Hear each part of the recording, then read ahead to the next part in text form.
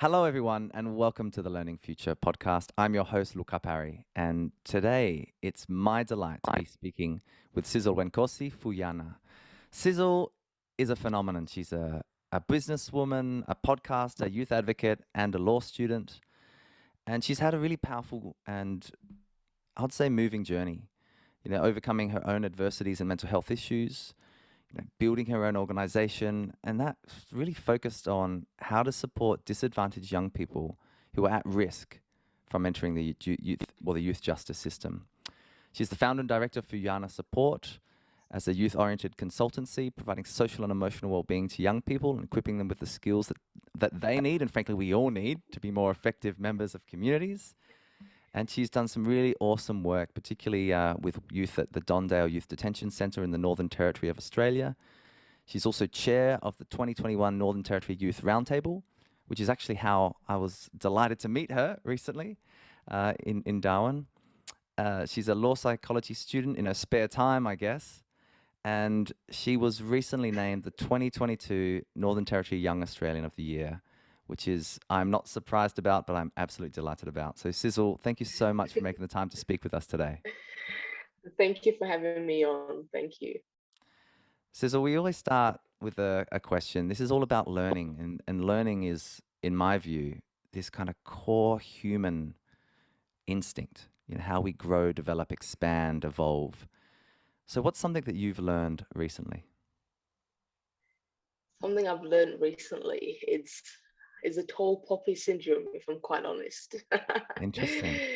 Tell us more. And actually, yeah, because I think when you achieve these things, and I'm not someone who came like I didn't have funding to start my business. My parents didn't, you know, there was no setup. It was just from scratch. And when I was named NT Young Australian of the Year, I expected my people, my friends, and to be happy for me. But I quickly realized that first weekend that a lot of people weren't happy, and it was that tall poppy syndrome of we're trying to bring someone else down to get up, whereas actually we can all be successful, and success is different. Someone might be successful in music, and so that's something I've learned, and I've learned how to deal with that. Interesting. Yeah, Sizzle, that's great. I mean, yeah, I heard recently this powerful sentiment that, when we feel envious as human beings, as learners, as entrepreneurs, that envy really is unrealized potential for self.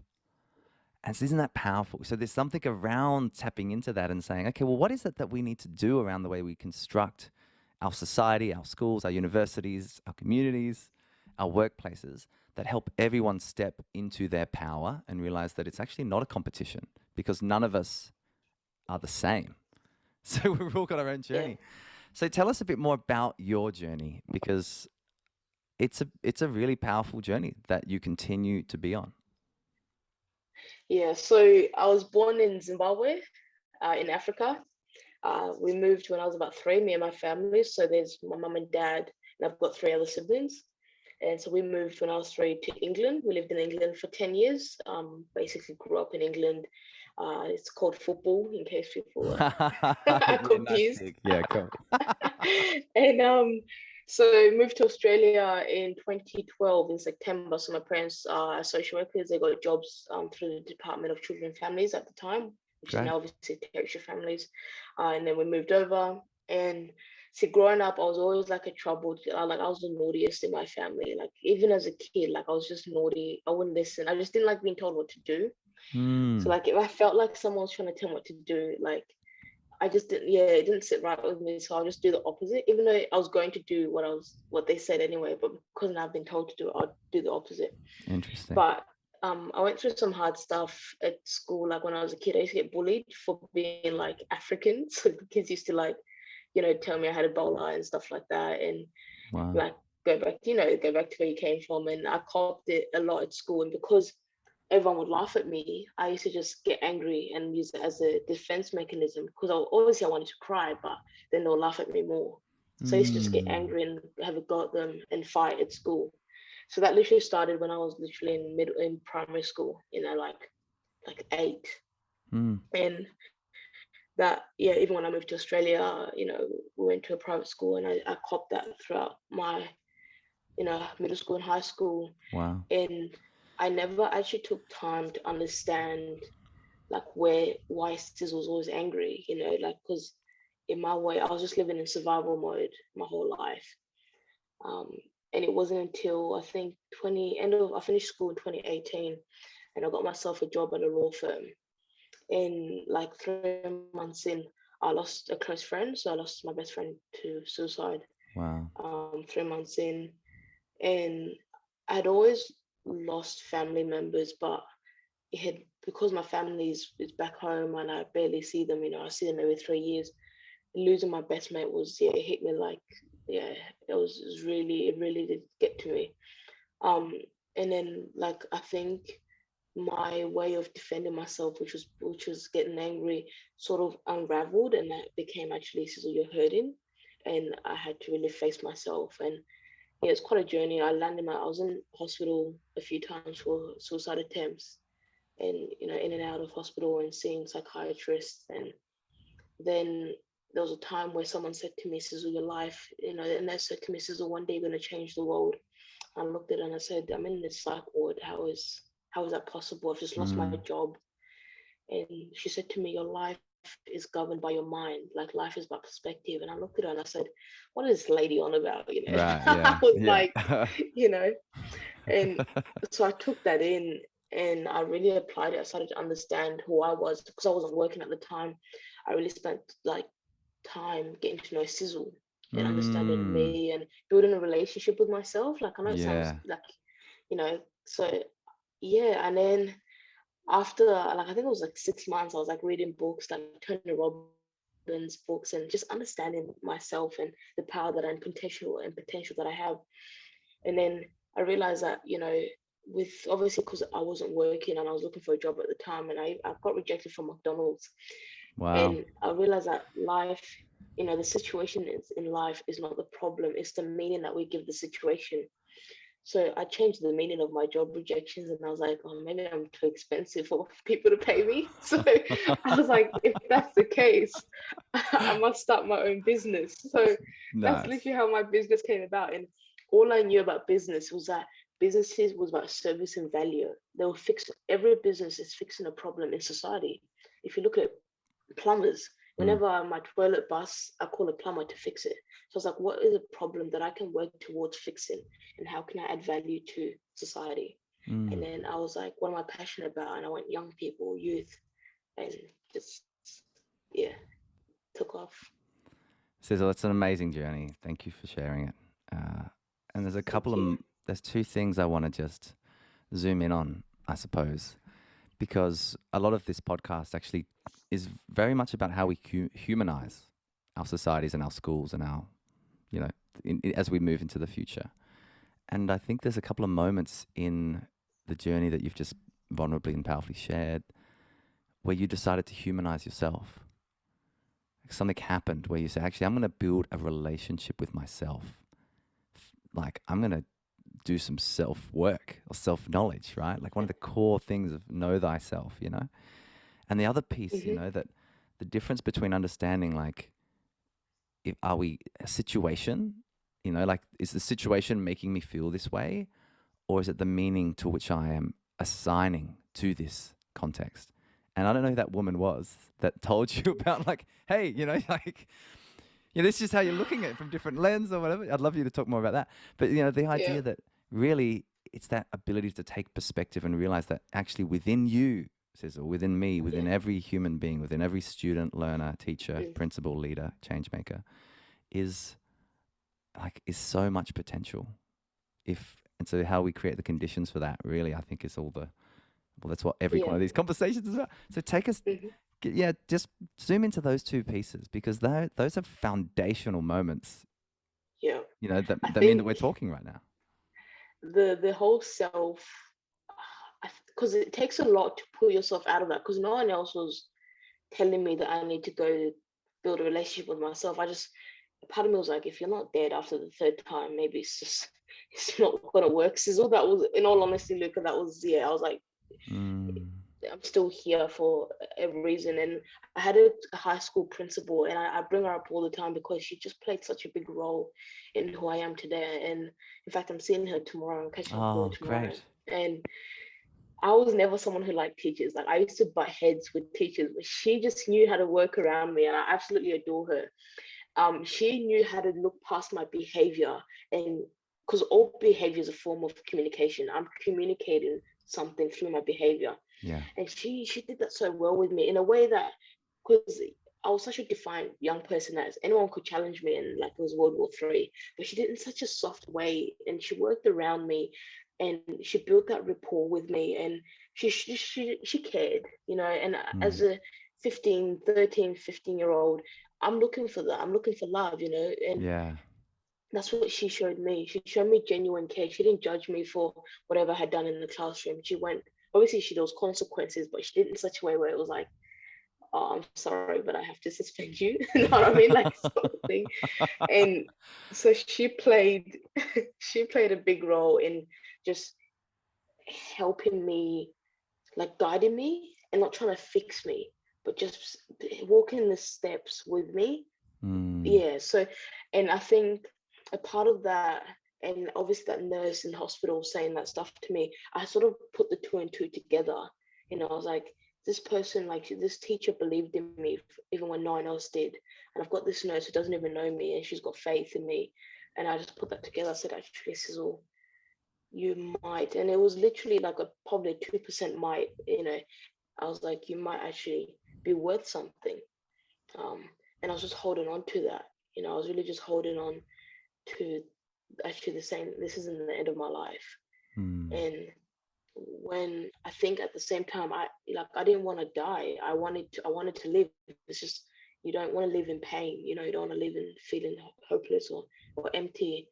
And so when I had those two people in my life, that's what it sort of helped me empower myself to take that step. Well, I'm grateful that those two people were in your life and that you listened to them as well and you actually took that step. I'd love for you to talk a bit about kind of you're talking about who you are, which is really the most important conversation there is, right? And then from that place, we can talk about what we try to do and what we're trying to learn, what we're trying to enable. So tell us a little bit about the work you do kind of as an advocate, um, Yep. particularly with the NT Youth Roundtable, which for anyone listening, did some wonderful work uh, at the recent Leaders Summit in the Northern Territory for all the school leaders across that part of Australia. And I have to say, the Youth Roundtable was the standout conversation, and it's because it was so real. It was elevating young people onto the stage to say, this is the education we need you to co-design with us. So take Mhm. us into that world a bit, Sizol. So the roundtable initially, if I'm quite honest, I wasn't going to apply for it because like I looked at my calendar, I'm like, I'm at capacity, you know, but everyone was just pushing the application at me. Like everyone was like left, right, and center. Like everyone went, everyone was like, Sizzle, roundtable, you need to apply.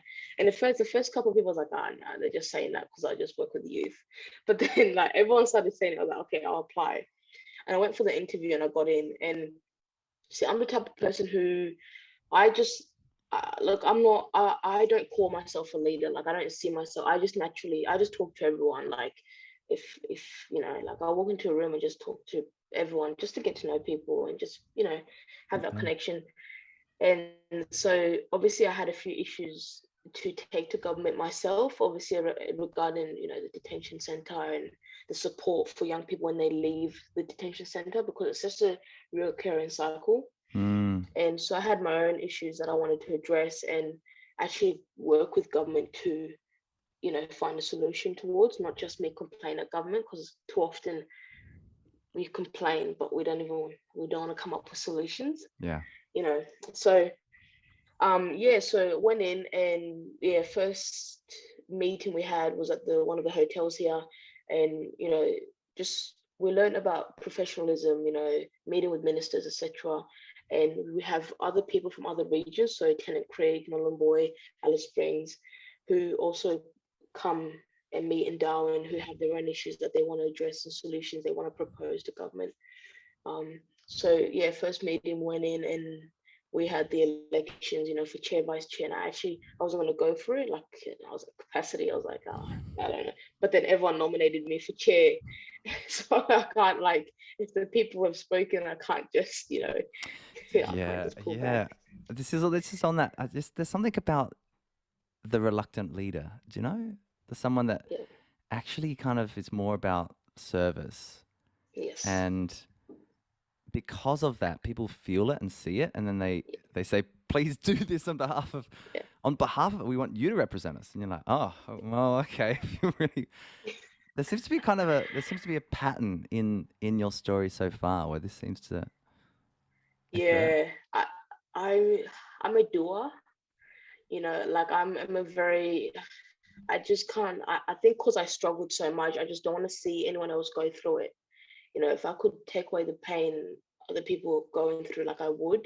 And in a way, like some pain is healthy. In a way, pain helps us grow. But there's some stuff that I went through, and it just breaks my heart seeing someone else go through it. Yeah. And so, if I could, I didn't try to make a difference. I feel like I've just like been assigned to. Do you know what I mean? Like I didn't, 16-year-old Sizol. I always knew I wanted to be a lawyer. That's all because I could argue well. I could Yeah, argue with sure. teachers. I could speak well. You know, Yeah. so that's the reason why I wanted to be a lawyer. But I just had a passion for social justice. Even from a young age, I had a passion for, making sure that people got treated fairly and, Mm. you know, people were accountable for their actions, etc. And so I was always about service. I can't express service enough. And even in my speech for the Young Australian of the Year, I mentioned that we're all trying to chase rewards, but chasing rewards won't get you anywhere. The key is service, because your rewards and your service and rewards go hand in hand. You naturally get rewards when you serve. Like you don't have to seek it.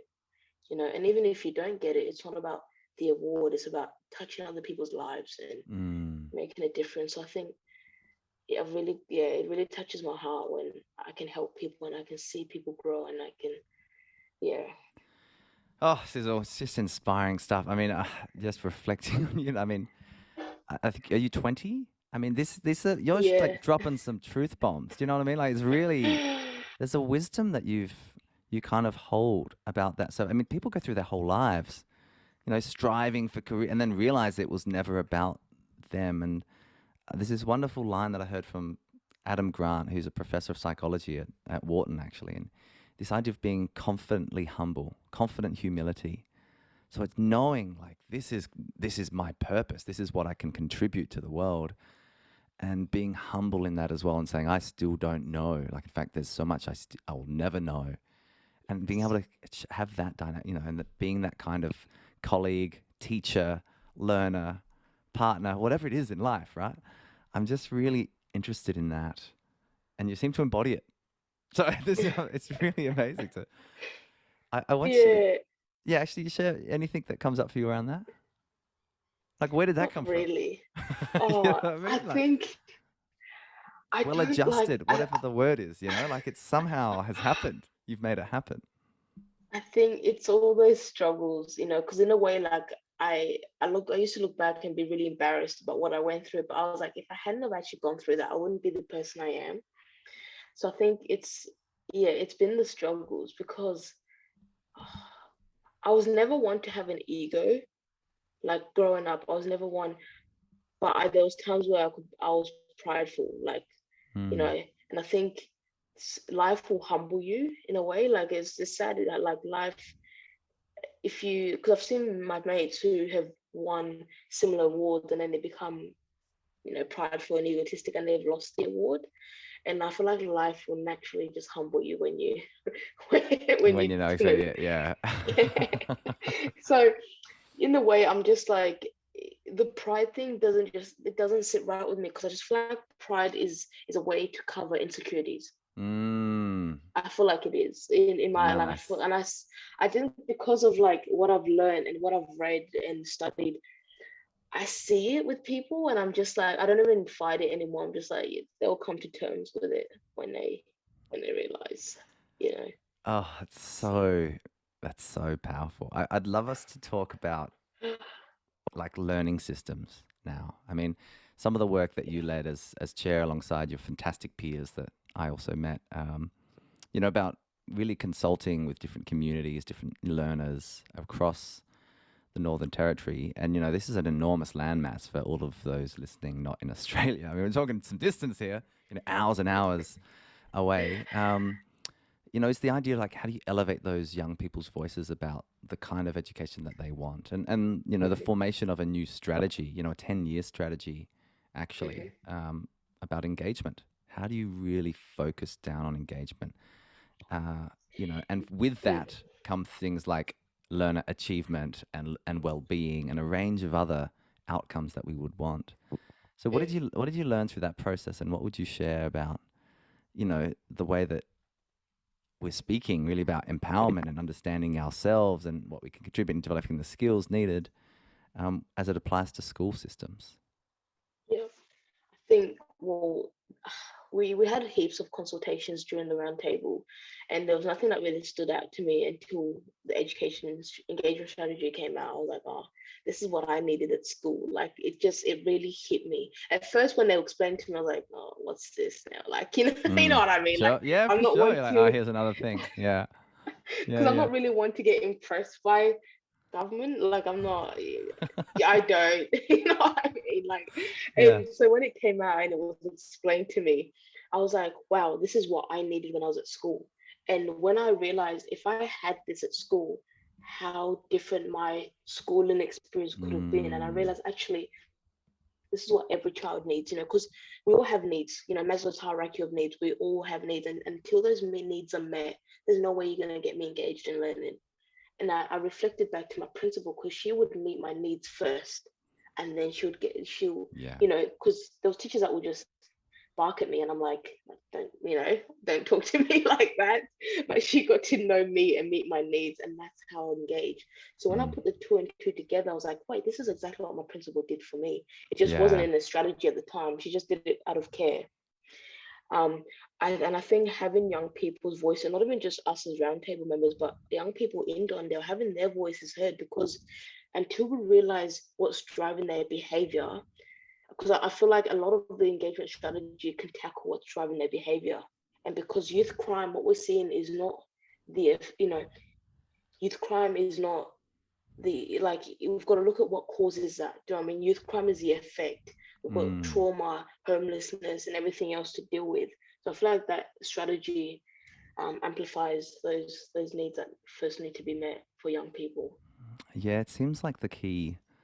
Well, I mean, I just remember some of the key themes there, like motivation, meaningful learning, relationships, and expert educators, and well-being and inclusion, as the things that young Mm-hmm. people spoke about. And I also just reflect that it's not actually the kind of product that's created often, which is, and in some ways, any document created, right? Any strategy is a product. It's a point in time, etc. It's great, looks beautiful. It's the process that helped to create that, because that's what can shift culture, can shift organizational perspective or vantage points, perhaps. Um, Yeah. yeah, and it's so funny, like how often, as a teacher, which I obviously have been, like we have conversations about learners and about learning, and they're never in the room. It's kind of like Yes. that role of who we think we have to be, rather than who we might need to be, and that is vulnerable because that means letting go of other past states of who we think. Well, a teacher has control of a classroom. Like it's a classroom that's too noisy is actually unproductive. There's all these kind of beliefs, right, that you kind of hold as a teacher. Yeah. Um, but just like students are the same. Oh, to be a student means to sit here and absorb information, as opposed to, it's like everyone is kind of playing in this kind of soup, which is sometimes called the Mm-hmm. grammar of schooling, as opposed Mm-hmm. to, the language of learning, which is more around the kind of human growth and development piece and things we're discussing. So, yeah, I really want, like, what do you think it's going to take? What do you think of the key? Because we've talked about a bit the key themes. What do you think, as someone that's got a really close lived experience of this and working still in the youth space, are the steps we need to take towards really shifting the experience and environments for learners and I teachers? think so. because as a business, as a consultancy business, we like I stand by the engagement strategy as well. And it's the first government document that I can say that I stand by. Like as a business, and we're Mm, actually like we've implemented programs that align with that, with those um with those four key yeah. um outcomes. And I think in a way it's about young people teaching young people. Because I remember in the classroom, if a teacher was like trying to tell me about life, like I used to be like, oh yeah, like miss, you're 50, like it's not until someone my age who Yeah. went through, sorry, look up Yeah. my but it wasn't until someone my age came into the room and was like, actually, I was suspended. I went through this, but I'm still here studying law. That's Yeah. when I could connect with them. That's what inspired me. So I think having young people come into schools, like the way we've just started running programs in schools, um, it's it's what we need. But then also there's a second part to the strategy where you've got your Mm, disengaged young people, right? And I experienced this because those teachers that I'll go to class and they rolled their eyes as soon as I walked in because they're like, it's Sizol. Everyone knew, like it was trouble. So then I would backfire because you've given me a wall. What am I going to give you back? I'm just going to, it's just going to, we're just going to be mm, fighting. So I mm. think in a way, educating teachers around not to have that stigma or that stereotype, because once you place that stereotype on me, I'm going to behave like that. But Yeah. with my principal, who didn't put that stereotype in me, I was a different person. That's interesting. Um, so training teachers up to go, okay, it's frustrating, Luca, like it is as a teacher. Like it is when you've got Yeah. 30 other kids and you've got It's this a, one, yeah, it is. it's a tough, But tough and important role. Yeah. yeah, but it's I just can't stress enough how important it is to take away that stigma and that stereotype of that young person. Because Mm, yeah, if I'd rocked up to every other class and had no one judge me, I would have actually behaved. But because mm. everyone looking at me and everyone's, oh, Sizzle's here, I had to give them a show. Like, you know what I mean? Yeah, sure. So It says yeah, it reminds me, Sizzle, of this reflection that people behave as we expect them to often. So this we know this about labeling, for example, labeling students as X or Y, and this is as you're talking about, once you stereotype someone as the naughty child, well, they meet your expectations. Of course they do. So, what do we need instead? Well, what if we considered that everyone was a unique human within this yeah, beautiful human organization, hmm, and rather than finding out, what you're not great at across school, like actually being able to step into your authenticity and your own selfhood. I just think that yes, is and schools are doing it already. yeah, And they're doing it, I think, because all the human beings, parents, leaders, teachers, learners, are allowing themselves to step into that evolutionary space, I think. mm-hmm. Yes, Um, and that's so important, because when we look at these young people, especially disengaged ones, young people are like a ball of energy, because a lot, I had the same mouth that advocates for young people is the same mouth that was swearing at teachers at school. Do you know what I mean? So I was yeah, this for sure. ball of energy and I just had to be diverted into something more effective and something that contributes to society. So Right. that's what we have to do with young people is that, okay, how can we divert this into what you love to do? Because service is part of us. We want to be served and we naturally want to serve others, and when we can divert young people into, because young people, um I had a young person in today's classroom who, she's quite disengaged, but because I know how to connect with her, I was able to weave her into the program. Mm, And there's some who are just naturally engaged, but it's about really not diminishing what they have. So if the young person is going off at you, don't take away their mouth, just teach them how to use it in a more effective way. oh my So gosh. Yeah. yeah. It's just a powerful sentiment. Don't take away their mouth. Help them to use it more effectively. Empower them to do so. Yeah. Wow, Cecil. On this line of inquiry, what do you hope for the future of education? This is really about prospection. How do we kind of look into the future about what we might want as a vision, an evolutionary vision, right? And then return to Yeah. the present and act. Um, How would you describe a school of the future? Have you ever been to Down High School? Not yet. So Down High School, I must say, it's a public school. So my sister went there, and like she obviously went to private schools before I finished at the private school. She went to the public school, and her grades, like she was getting B's in the private school, and she just like 90 at 5 ATAR, and I finished with 37. Like, so she flourished. And I think a big part of it, because I studied it after I finished school, I said, why is it that she flourished? Obviously my behavior contributed, For but sure. taking away my behavior, I was like, what was the difference? And because she was free to be who she wanted to be, like the uniform policy was like, come as you are, obviously with other rules and standards, but it wasn't like, because I couldn't wear black socks at school, and I used to be like, why can't I wear black socks? So Down High School was more like, come as you are and we'll empower you. And that's what I found was a big difference with that school. And I know they get like top grades every year, and they really just, they didn't force a young person to be a certain way. They took Yeah. the young person as they were, and they empowered. If you wanted to do art, there was opportunities in that. No one judged you if you wanted to be a top art professor or a painter. Whereas at the private school, or if you wanted to do bachelor arts, everyone would be like, oh no, like go do laws, So it's the way we shouldn't be trying to fix or mold young people. We need to just help young people explore what they want to explore, and Mm, guide them. If it's not like teachers told me I would never get into law because of how I was at school, but actually, like, I'm in my second year now. Whereas down high school, it was more like, you want to do art, okay, how can we support you in doing that? So I think in a way, letting young people take control of their learning with us guiding, with us being guides, not so much on a control. So I think that's what I want to see in the future, and we are doing this now. Like, and I'm trying to mm, implement that into these programs. Like when I go in and I say to young people, what are the problems? What are the problems that you identify? Instead of me coming in and being like, oh yeah, you guys need to stop fighting at school.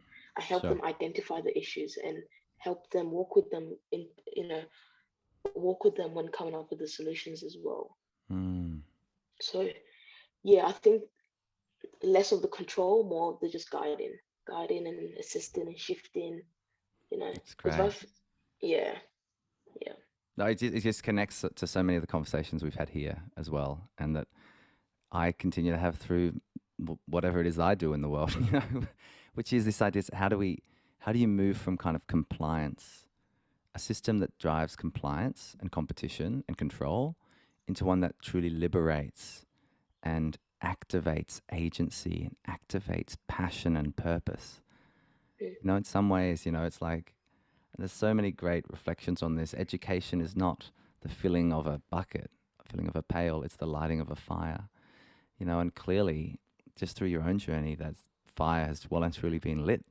Which is, and I think the great thing is communities get to benefit from that. yeah, mm-hmm, mm-hmm, So, Sizol, so many more things to delve into. I mean, I think what's really interesting about our conversation is like it's a very human conversation, and I think there's something about the way that you show up, which I just want to honor you for, which is this authenticity. And I maybe it's because as you've reflected, it's been the journey that you've taken and some of the really significant challenges that you've kind of overcome and kind of walked through, gone to the shadowlands, and returned in some ways, right?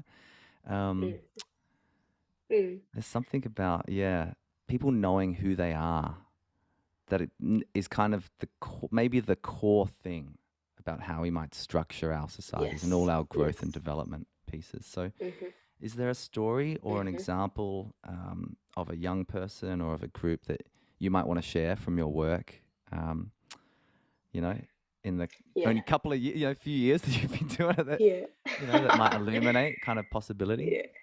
There was a session I was running in the detention center in Dondell, and I was doing a soccer programs, a football program, Yeah, nice. and and so basically I realized very early on, because my principal would give me a soccer ball whenever I would feel angry, and she'd be like, go to the oval, and literally like, just give me my soccer ball, and I'll just come back after 10 minutes. I'll be like, oh, I'm ready to go to class. And I realized actually there's life skills in sports, in soccer, like Yeah. there's life skills. And I did the soccer session. I did some dribbling and footwork, foot control with the ball. And I had a young person say to me, Miss, look at my control in regards to his footwork. And I said to him, where else do you need control? And he goes, my emotions. That's Uh-huh. why.